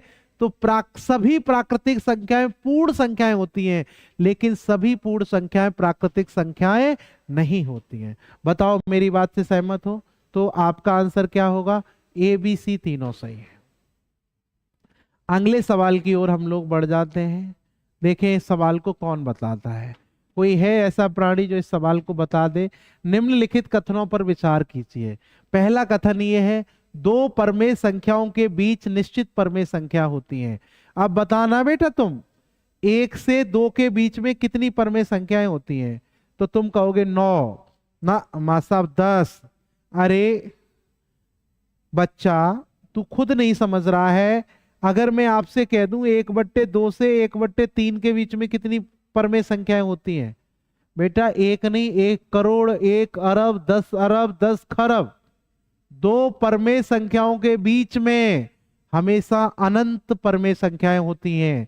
देखिए सर इस सवाल की कितनी खूबसूरती है इस सवाल में, इसको बताइए। दो परमेय संख्या के बीच में क्या निश्चित परमेय संख्या होती है? बोलो हाँ या ना में जल्दी। हाँ वेरी गुड, तुम सही पढ़े हो। ये गलत है। दो परमेय संख्याओं के बीच में अनंत परमेय संख्याएं होती हैं, ये बात सही है। क्योंकि दो परमेय संख्याओं के बीच में करोड़ों संख्याएं होती हैं भाई, ठीक है। और दो परमेय संख्या के बीच में निश्चित अपरमेय संख्याएं होती हैं। क्या करोगे अपरमेय का जब परमेय ही नहीं पता है तुम्हें? दो परमेय संख्याओं के बीच में 10 परमेय संख्या होती हैं। 10 होती हैं, 10 उन गधों के लिए होती हैं जो 1.1, 1.2, 1.3 और बाद में कह देते 2। जैसे नहीं, जैसे फीता वाले बच्चे, वो गलत है भाई। 10 नहीं होते, ये भी गलत। तो कौन सा सही हुआ? अनंत। कोई भी दो संख्याएं हैं उनके बीच में कितनी संख्याएं होती हैं? अनंत। ठीक बुझे? अगर बुझ गए हो तो अगला सवाल मास्टर साहब तुम्हारे लिए इतना खूबसूरत है जिसकी खूबसूरती देखकर आप खुद कहोगे मास्टर साहब ये सवाल लाए कहां से तुम? बताओ, आप ही बताओ। इन सवालों को पढ़ते लिखते नहीं हो, पढ़ा करो तब पता चलेगा नौकरी कैसे लगती है। निम्नलिखित कथनों पर विचार कीजिए। बताओ साहब। पहला स्टेटमेंट पढ़ते हैं, परमेय संख्या का दशमलव विस्तार समाप्त हो जाता है। अरे भैया परमेय संख्या तो एक है, परमेय संख्या 1/2 है, तो जाको दशमलव विस्तार खत्म हो जात है। चलो कोई बात नहीं, ठीक। परमेय संख्या का दशमलव विस्तार खत्म समाप्त हो जाता है, ये बात सही है कि गलत है? अरे भैया नीचे लिखा अंग्रेजी में 10/3 परमेय संख्या है, तो इसको कहोगे 3.33। बताओ कहां विस्तार हो गया? खत्म हुआ विस्तार? जब भैया पर में है, देखो दशमलव विस्तार खत्म नहीं हो रहा हो, और तुम क्या कह रहे, पर में संख्या का दशमलव विस्तार समाप्त हो जाता है, तुम गंत कह रहे। ठीक, इसका मतलब है ये बात गलत है। ठीक, अंग्रेजी नीचे पढ़। जब तुम्हारी इतनी अच्छी इंग्लिश है तो हिंदी को इंग्लिश में ट्रांसलेट करने में क्या दिक्कत है आपको, जब इंग्लिश ही बहुत अच्छी है। पर में संख्या का दशमलव विस्तार समाप्त नहीं होता है, ये सही है। देखो ये बच्चा समझदार है। हाँ, पर में संख्या का दशमलव विस्तार समाप्त नहीं होता है, इसका मतलब तुमने कहा कि भैया ये तो देखो समाप्त तो कभी होता ही नहीं है, तुम्हें लगा ये सही है। अरे भैया लेकिन पर में संख्या का दशमलव विस्तार समाप्त नहीं होगा तो वो कौन सी संख्या होगी, ये भी गलत है। गलत है कि नहीं है? पर में संख्या का दशमलव विस्तार समाप्त हो जाता है, ये भी गलत है। अब है ये रिपीट हो गया तो यहां पर कर लो, अपर में कर लो। अपर में संख्या का दशमलव विस्तार समाप्त हो जाता है तो वो गलत है? बात ये सही है। अपर में संख्या का दशमलव विस्तार न तो इसमें पूरा न लिखा हो तो लिख लेना। हाँ, अपर में संख्या का दशमलव विस्तार नॉट रिपीटेड है और नॉट टर्मिनेटिंग है। बताइए बात समझ आई कि नहीं? और नॉट टर्मिनेटिंग है, ऐसे ही लिखते हैं हम लोग। तो इसका ऑप्शन कौन सा होगा सही? यहां तो ऐसा सवाल हो गया, मैंने कहा ए सही है, नहीं तो बी सही है, नहीं तो दूसरा ही सही हुआ, कौन सा? डी। बहुत अच्छा सवाल था, इस पे आपको अध्ययन करना चाहिए। अब मास्टर आपके लिए मैं लेके आया हूं बहुत बेहतरीन सवाल। बताओ, देखे कौन बताता है इस सवाल को। निम्नलिखित में से कौन सी परमेय संख्या है, बताओ। इतना नहीं सोचना ये भी परमेय है, ये भी परमेय है, ये भी परमेय, ये भी परमेय है। इसके लिए ई ऑप्शन पढ़ाना करना था, उपयुक्त सभी, उपयुक्त सभी, ऐसे सवाल। अब इसमें कम बुद्धि वाला बच्चा क्या करता, कछु ना कछु करके आता, लेकिन उसको अपना भी तो दिमाग लगाना था। जब है नहीं तो नहीं है, जब माँ साहब ने कॉन्सेप्ट इतने बढ़िया पढ़ा दिए। अब बताओ ये सवाल, चलो इसको मैं देखता हूं इसका क्या हल बनाता हूं। इस सवाल को करने के लिए सबसे बेहतरीन तरीका है 1/4 और 3/4 के बीच पड़ने वाली परमेय संख्या का युग्म कौन सा है। अब भैया दो परमेय संख्याओं के बीच अभी बताया था अनंत है, तो उसमें से ये कुछ चुनिंदा लिखी हुई है। ठीक है, तो हमको क्या करना था, इसमें ये देखना था, इसका भाग दे लो 4 में और इसका भाग दे दो 4 का 3 में। जो डेसिमल में आए वो, इसका तो डेसिमल दूर से ही दिख रहा है, इसका इसमें भाग करोगे तो क्या आएगा बताओ, 0.0252 यही आएगा। और इसका करोगे तो क्या आएगा, इसको भी 3 से काटोगे तो 0.0750। अगर ये संख्या इसके बीच की है, इसके बीच की, तो ये ऑप्शन सही होगा। नहीं तो यहां पर 250 का गुणा कर लो, इसमें भी 250 का गुणा कर लो। नहीं कर सकते हो, उससे भी सॉल्व कर सकते हो, लेकिन ये तुम्हारे बस का काम नहीं है। ये वही बच्चे कर पाएंगे जो हमसे पढ़ रहे होंगे। अब लिखो, बताओ भाई, यही बता दो। ये तुमने तेज बुद्धि का काम किया भाई, बहुत अच्छी बुद्धि है आपकी। 1 से 1000 के बीच में कितनी परमेय संख्याएं हैं, अनंत। और कम बुद्धि वाले कैसे कर रहे हो, 100 में से 1 गई, 1000 में से 1 गया, 999। अब उनने कई मासा 999 नहीं, एक कम और कतते तो कितनी हुई जाए, 998। ये किनका काम है, वो पढ़ते हैं चमन गगन टमन से। अब जो हमसे पढ़ेगा वो क्या करेगा, अनंत बताएगा। बताओ मास्टर साहब, ये सवाल तुम्हारे लिए ले आया हूं, देखें तुम कर ले जाए। यहां पे बस धन पूर्णांक कर दियो, करो। अब इस सवाल को कोई बच्चा बताए जल्दी से, बहुत अच्छा सवाल है। बताओ क्या होता है इसका फार्मूला, n इंटू 1/2। अब बताओ n का मान कितना है इसमें, कोई बता सकता है? n का मान बोलो। 12 सेरा, ये नहीं बता रहा है इसमें n का मान क्या होगा। अब ये बताओ बेटा, सुनो, अगर मैं आपसे कहूं 10 पूर्णांक संख्या बताओ, तो 10 पूर्णांक संख्या तुम्हें पता कौन कौन सी होती है? धन पूर्णांक 10 धन पूर्णांक संख्याएं होती हैं 0, 1, 2, 3, 4, 5, 6, 7, 8, 9, गिनो 10 हुए हैं, तो अंत में 10 नहीं आता है, कितना आता है 9। तो यहां 111 कह रहा है तो अंत में कितना आएगा? अरे भाई यहां 111 कह रहा है तो इसके अंत में कितना आएगा? बोल ही नहीं रहे कुछ। 110 आएगा। तो n का मान कितना हुआ? 110। तो आप कहोगे बेटा मेरे बच्चा 110 गुणा 111/2। हाँ ये बात तुम्हारी सही है। हाँ तो इसका इकाई का अंक कितना आएगा भाई? 5, क्योंकि ये कट जाएगा। ठीक, 2 पंजे 10, 2 पंजे 10, यूनिट डिजिट 5। बुझ गए? अब तुम्हारे लिए जो सवाल आ रहा है ना मां साहब, वो तुम ये कहोगे कि मां साहब ऐसे ऐसे सवाल कोई लेके आता है, करो। चलो इस सवाल को कमेंट बॉक्स में बताओ जल्दी से बच्चे। संख्या में इजाफा होता हुआ दीपक यादव भी जुड़ चुके हैं। सर की ऑफिस क्लास विजयनगर में है, बहुत बढ़िया। Abhishek Kumar good evening. सभी लोग शेयर कर दो और इन सवालों का लुत्फ उठाओ। अब जो सवाल तुम्हारे सामने लिखा है बहुत शानदार सवाल है, इसको बनाओ। है बताओ भाई जल्दी से। है जी, कितना आएगा? 4। दिव्या जी ने बता दिया सर टाइम हो गया है। क्यों? आपको खाना बनाना है? पता नहीं आज कौन जुड़ गया भाई इतना खतरनाक। यदि संख्या देखो इधर, यदि संख्या कितनी है देखो इधर सर, ये देखो x4 भाग किससे करना है? 8 से। हाँ हाँ 4 आएगा। चलो देख लेते हैं। 8 से विभाजित करने पर x के स्थान पर सबसे छोटा धनपूर्णांक बताना था, तो सबसे पहले क्या करोगे? हाँ लास्ट के 3 अंकों में भाग देना है। अगर मान लो यहां 0 रखने से काम चल जाए तो 0 होगा। x का मान 0 रखोगे तो कितना शेष बच रहा है? 2। चलो 1 रखो तो 1 रखने पर हो जाएगा? नहीं। 2 रखने पर कटेगा? नहीं। 3 रखने पर कटेगा? नहीं। कितने रखने पर कटेगा? 4। जब x का मान यहां 4 रखोगे तो ये बनेगा 544 को 8 से काट दोगे। अगर 544 8 से कटेगा तो पूरी संख्या 8 से कटेगी। हाँ 8 छंगे 48 और 8 अठे 64। अगर अंतिम 3 अंकों से बनी संख्या 8 से कटती है तो पूरी संख्या भी किससे कटती है? 8। कौन सा ऑप्शन सही है तो? लेकिन न्यूनतम संख्या थी भैया, न्यूनतम संख्या 0 पे कहां से कटेगा?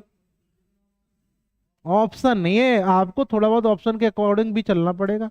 चलो ये सवाल बता दो, मैं मान जाऊंगा आपको। ये सवाल जो करेगा उसको मैं मान जाऊंगा कि वो बच्चा होशियार है वाकई में।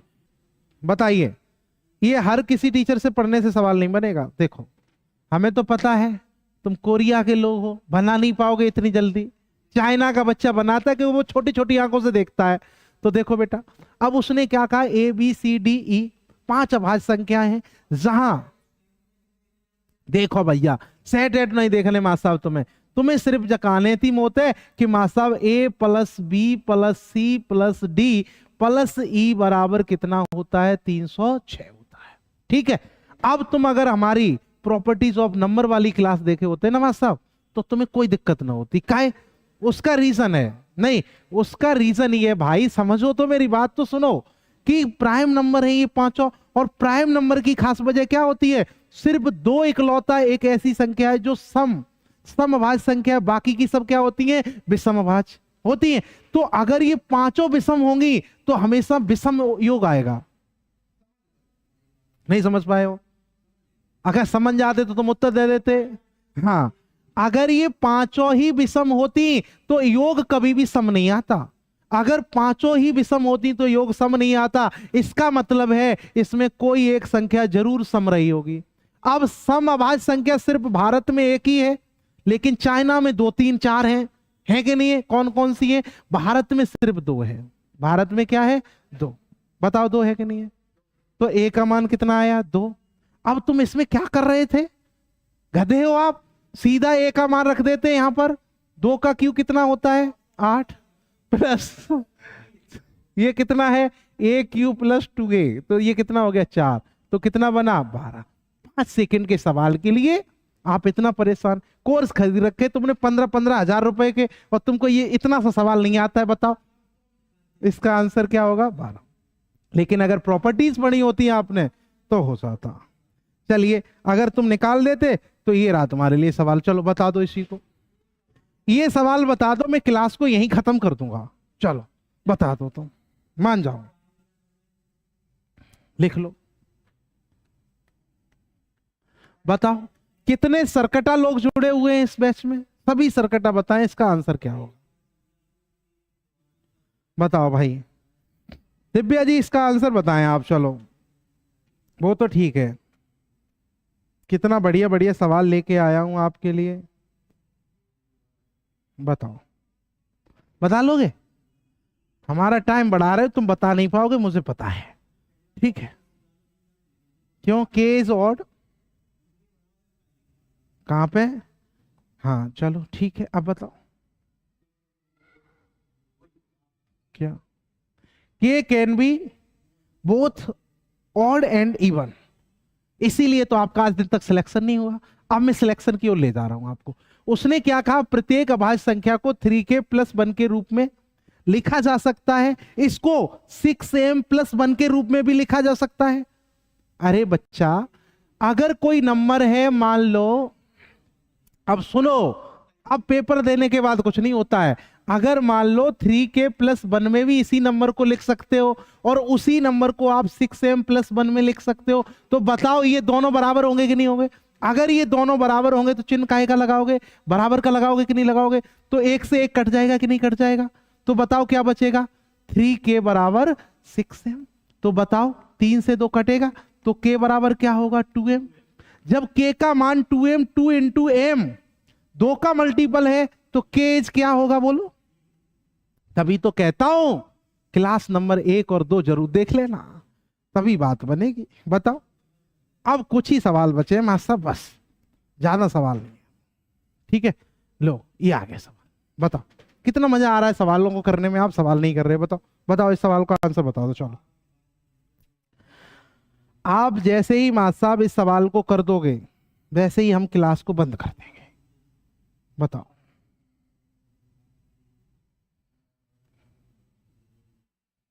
कर दो, इसी को कर दो। चलो काटो। कहा नहीं है? ऑप्शन नहीं है। ऑप्शन दे देंगे तो क्या हो जाएगा? प्रथम संख्या बतानी है आपको बस। अच्छा चलो, ए ऑप्शन लिख लो, बी ऑप्शन लिख लो, सी ऑप्शन लिख लो। हम सवाल तुमसे जरूर कराएंगे, ऑप्शन भी दे देता हूं। चलो लिख लो इसके ऑप्शन भी। उसने पूछा प्रथम संख्या बताओ, तो मैंने कह दिया बताओ संख्या कौन सी होगी। ए ऑप्शन है 17, बी ऑप्शन है 19, फिर है 17, 19 और 23, 29। बताओ बताओ इनमें से कौन सा आंसर होगा? बताओ, अब बता दो, एक भी बता दो। तुम नहीं बता पाओगे, मुझे पता है। देखो, 4 अभाज्य संख्याओं का आरोही क्रम में है, यानी जो संख्या है वो बढ़ते हुए क्रम में है भाई। अगर पहली संख्या 3 है तो 5, 7, 11 होंगी। तो मैंने कहा 4 अभाज्य संख्याओं को आरोही क्रम में है, तो प्रथम 3 का गुणनफल कितना है? तो मैंने कहा भाई देखो, A cross B cross C 3 का गुणनफल है 7400 कितना? 29। बात समझना, मैं समझा के जाऊंगा आपको। ठीक, और अब इसमें गुणा किसका करना है? देखो अंतिम 3, तो अंतिम 3 कौन सी हो जाएंगी? B, C और D। इसमें भाग दे दो किसका? 12,673। अब मान लो कम बुद्धि वाला बच्चा, इसमें ऐसे पेपर में आए हुए हैं, सीजीएल में प्री में सवाल पूछा गया ये भाई। अब भाग देना ही तो आपकी कलात्मक चीजें हैं, इसके लिए आपको स्क्वायर रूट पढ़ना चाहिए भाई। काहे नहीं पढ़ते हो? देखो BC से BC कैंसिल हो जाएगा, बचेगा क्या? A और D। तो इसमें जो नंबर आएगा कट पिड़ के, अब इसको काटना ही तो है। आप इसको काटिएगा, 17 से काट लो, काहे नहीं काटते हो? आप इसको 29 से काट लो, कटेगा। जब तुम्हें पढ़ाई सिर्फ 2 का और 5 का आएगा तो काटोगे कैसे भाई तुम? तो ये कट पिड़ के 17 आ जाएगा और ये कट पिड़ के कितना आ जाएगा? 29 आ जाएगा। समझ गए? तो क्या होगा? A का मान कितना हो जाएगा? 17। A का मान कितना हो जाएगा? 17। तो बताओ प्रथम संख्या कितनी होगी? 17। इस प्रश्न का उत्तर कितना होगा? 17। ऐसे ऐसे सवाल आपके आ जाए एग्जाम में। क्यों? अरे भाई इसको काटो ना, 7 2 9 9 4 13, इसको काटोगे तो किसी ना किसी से कटेंगे ना ये नंबर, ऐसे थोड़ी होता है। 17 से इसको काटो, 29 को काटो, दोनों से कटेंगे ये नंबर भाई। क्यों नहीं कटेंगे? अभी डायरेक्ट नहीं करेंगे, थोड़ी बहुत तो प्रैक्टिस करनी पड़ेगी ना ऐसे सवालों की। जब नौकरी लगेगी, दरोगा बनोगे और तुम्हें चाहिए 2 से भाग करना। बताओ मां साहब जी वाला। सर अभी नंबर सिस्टम चल रहा है, आप इस सवाल को कर दो। अगर ये सवाल आप कर देते हो तो मैं क्लास को यहीं रोक दूंगा। पढ़ो सवाल भाई, ये सवाल देखो आप और पढ़ो। अंक x एक 4 अंकों की एक धनात्मक संख्या है तथा x का इकाई का अंक एक अभाज्य संख्या है, तो x अंक का गुणनफल भी एक अभाज्य संख्या प्राप्त होती है, तो x के ऐसे कितने मान संभव है?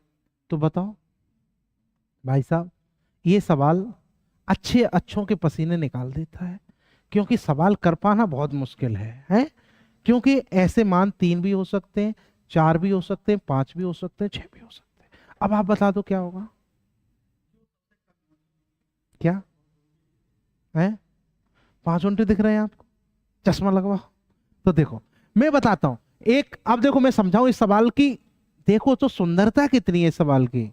एक 4 अंकों की धनात्मक संख्या है, तो भाई साहब 4 अंकों की धनात्मक संख्या का मतलब है ए बी सी डी, इतनी 4 अंकों की एक संख्या धनात्मक। अब मेरी बात को सुनना। तथा x का इकाई अंक एक अभाज्य संख्या है, तो x का इकाई का अंक अभाज्य संख्या होना चाहिए। तो भाई साहब अभाज्य संख्या इकाई में 2 हो सकती है, 3 हो सकती है, 5 हो सकती है, 7 हो सकती है, और कोई हो सकता है अभाज्य संख्या इकाई में? 1 हो सकता है? नहीं। 1 हो सकता है अगर तुम दिमाग लगाओगे, लेकिन ध्यान रखना इनका गुणनफल जब करोगे चारों अंकों का तो कितना आना चाहिए? एक अभाज्य संख्या ही आना चाहिए। इसका मतलब यह हुआ सर कि यहां पर जो बचे हुए 3 अंक हैं वो क्या क्या होंगे? 1 1 1। तो एक संख्या है 1 1 2 और दूसरी संख्या है 1 1 3, तीसरी संख्या है 1 1 4, अगली संख्या है 1 1 7। इनका गुणनफल करोगे तो 2 3 5 7 आएगा, और इकाई का अंक प्राइम नंबर है, इनका गुणनफल प्राइम नंबर है। तो कितने मान संभव हुए मास्टर? 4। बुझे? नहीं बुझे? बताओ फिर समझा दे। तो इसका ऑप्शन आएगा 4। बताओ ऐसे सवाल कहां रखे, और यही पेपर में आते हैं। तभी कहता बच्चा हमारे फंस नहीं रहे पढ़े पढ़ाए। बैटरी सही है कि नहीं है? बैटरी भी बोलने वाली है। बस ज्यादा सवाल नहीं बचे ना सर, इसको खत्म करा देते ना। नहीं नहीं ज्यादा नहीं है, अब सिंपल है। देखो देखो भाई, एन एक प्राकृतिक संख्या हो तो रूट एन है 1। देखो ये बताओ, ये तो अच्छा सवाल है आपके लिए। यदि एन एक प्राकृतिक संख्या है हो तो रूट एन है, मतलब समझ रहे हो? एन में अगर 1 रखोगे तो क्या आएगा? 1 आ जाएगा। √2 रखोगे तो √2 आ जाएगा। √3 रखोगे तो, हाँ बिल्कुल सही पहुंचे। देखो हमेशा एक प्राकृतिक संख्या होगी नहीं, प्राकृतिक संख्या तब होगी जब ये पूर्ण वर्ग संख्या होगी। इसका मतलब है ये गलत है। हमेशा एक अपरमेय संख्या होगी, तो भैया जब पूर्ण वर्ग होगी तो फिर हो जाएगा ना गड़बड़। तो इसका मतलब ये है हमेशा एक परमेय संख्या होगी, ये कह सकते हो हाँ हमेशा एक परमेय संख्या तो होगी। लेकिन ध्यान रखना अगर मैंने यहां 2 लिख दिया तो √2 परमेय है का? अपरमेय है ना बात साहब? तो इसका मतलब ये हमेशा एक प्राकृतिक और अपरमेय दोनों होगी। इस पे सत्य का चिन्ह लगाओ और आगे बढ़ो। या प्राकृतिक या अपरमेय संख्या होगी। देखो कितनी जल्दी बढ़ गए हम सवालों में। ये बना दो चलो। एन के किसी मान के लिए, सुनो, एन के किसी मान के लिए n+1 और n+30 हमेशा एक सम संख्या है, तो बताओ प्राकृतिक संख्या होगी, विषम संख्या होगी, सम संख्या होगी, नन ऑफ दीज होगा? बताओ।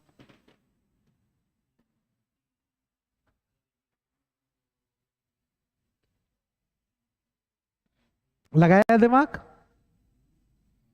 क्या?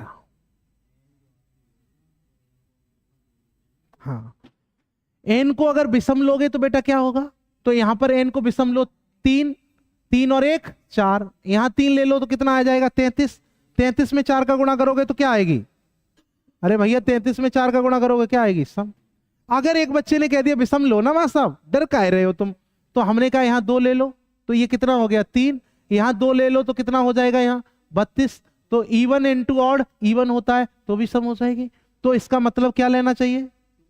दोनों। तभी तो मैं कहता हूं आप पढ़ते नहीं हो, प्राकृतिक संख्या होगी बेटा।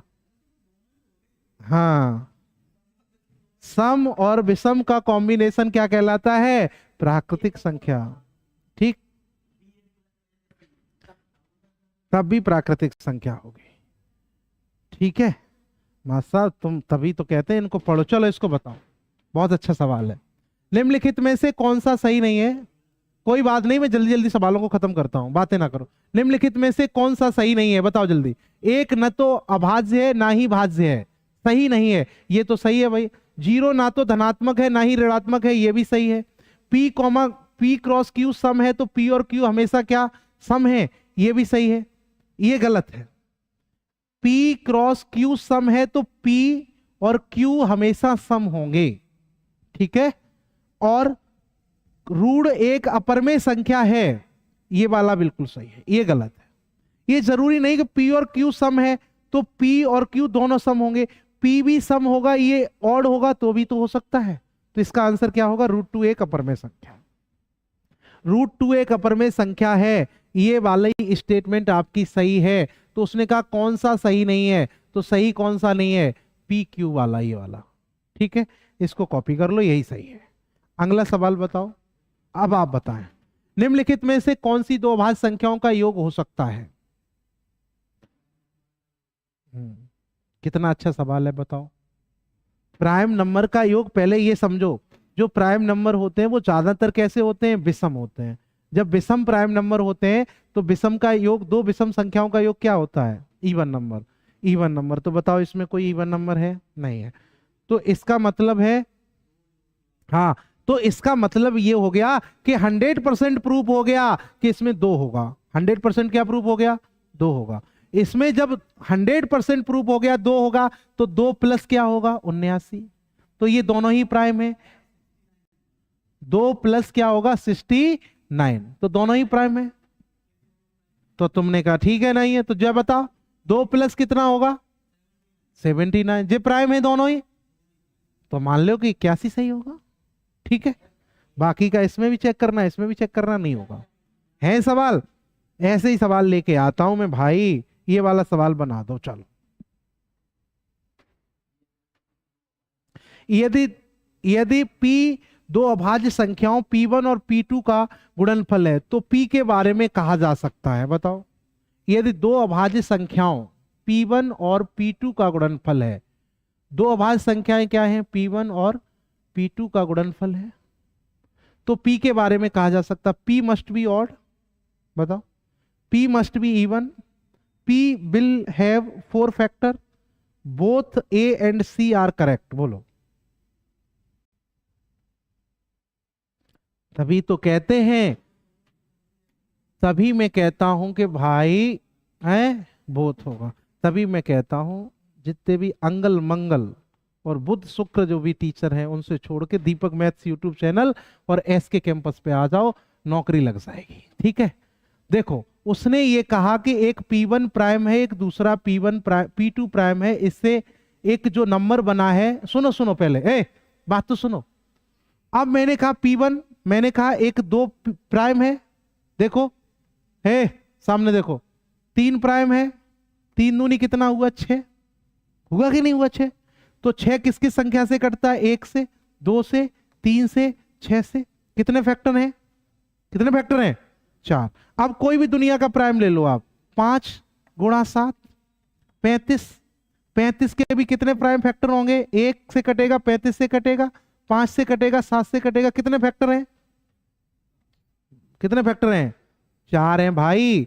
तो दो प्राइम संख्याओं का जब आप गुणा कर देते हो तो हमेशा आपको P विल हैव 4 फैक्टर।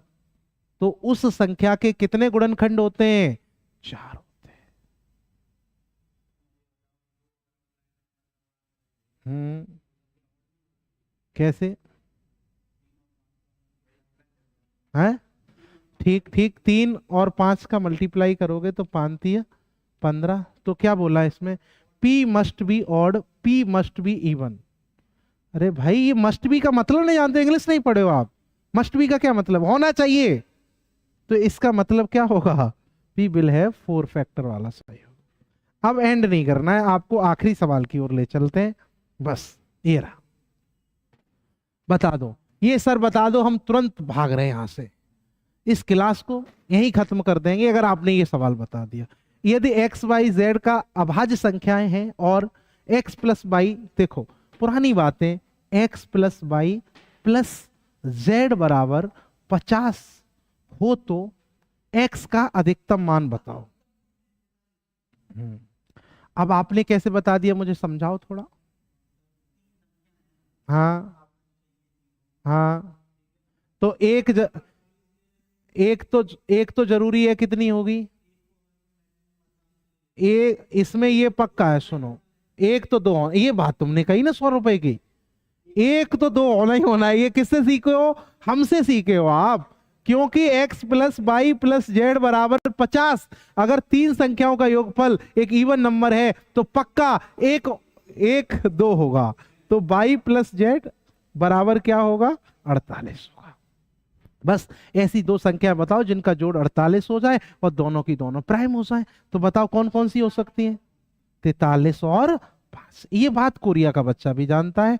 तो उसमें से बड़ा वाला नंबर क्या होगा? 43। छोटा वाला नहीं देखना है, बड़ा वाला हो जाएगा 43। बताओ मेरी क्लास आपको कैसी लगी? अगर आपको अच्छी लगी है तो सभी बच्चों के साथ शेयर कर दो और जुड़ जाओ। अब होता है आपका क्लासिफिकेशन ऑफ नंबर खत्म। देख लो, इसे कहते हैं प्रॉपर फाउंडेशन बैच। पहली क्लास, दूसरी क्लास और तीसरी क्लास। अब भारत के किसी भी टीचर से आपको क्लासिफिकेशन ऑफ नंबर पढ़ने की आवश्यकता नहीं है, इस बात की मैं गारंटी दिलाता हूं आपको। अब ऐसे ही हर टॉपिक आपका कंप्लीट होगा, वक्त लगेगा लेकिन बाद में वक्त बदलेगा भी आपका। ठीक है ना भाई? तो इस वीडियो को ज्यादा से ज्यादा लोगों में शेयर करें। अगर आपको अच्छा लगा है तो इसे लाइक करो, शेयर करो, और चैनल को अभी तक अगर आपने सब्सक्राइब नहीं किया है तो इसे जरूर सब्सक्राइब करके जाए। ठीक है भाई, मिलते हैं अगली वीडियो में। Thank you very much.